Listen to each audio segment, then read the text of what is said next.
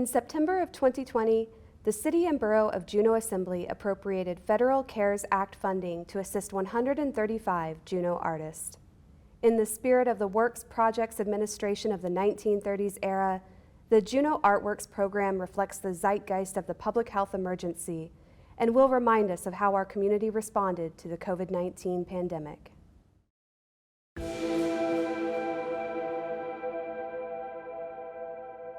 My name is Robert Mills, and behind me is the project titled Yaadachoon, which is an aluminum sculpture.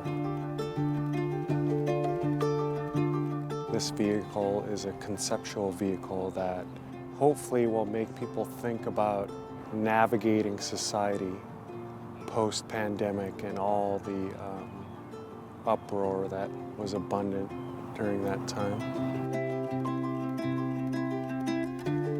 It's definitely symbolic of the traditional Northwest Coast canoe, but there are certain aspects of the canoe that have been embellished. You know, there's an eye in the bow that's hopefully looking forward, to have vision to see what's coming. And then there's a face in the stern that's kind of symbolic of the ancestors that are behind us.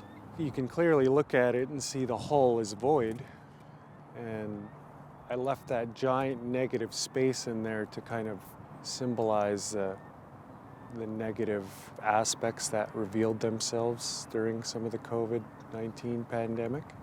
It's done in a way that's aesthetically pleasing, and that is kind of tied to formline design, which is the design system that we use.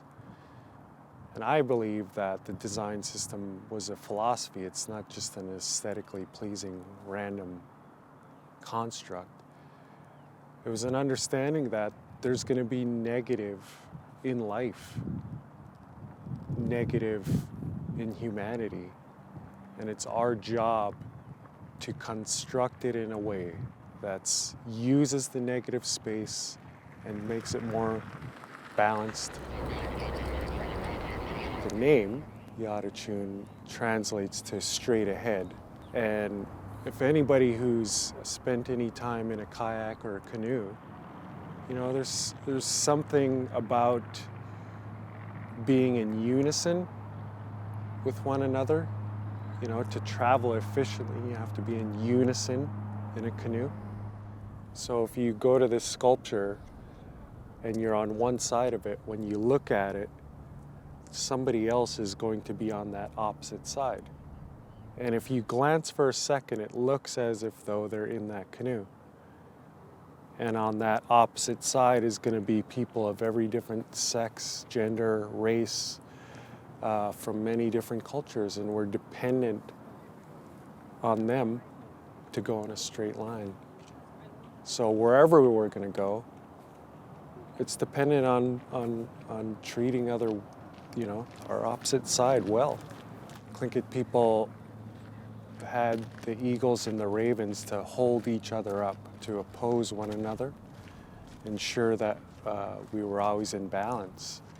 And it's kind of using aluminum in this modern day culture and proposing this idea of saying, here's an ancient construct that we can use today to help move us from point to point.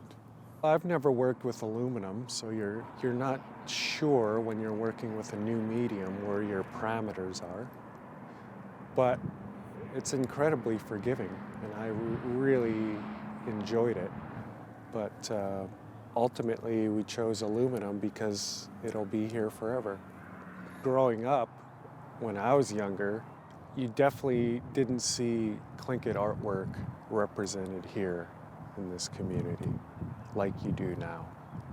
The hope is that, you know, Tlingit youth, any youth, can come see and appreciate this piece and know that we are here, we're still here, we've always been here, and despite being marginalized for, you know,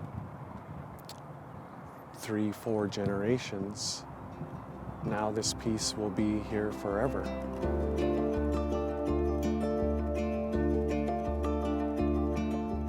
Ultimately, you know, this art form especially isn't about me. It's about this continuum of culture. And I've just been blessed to hold on to it for a little while before I pass it along.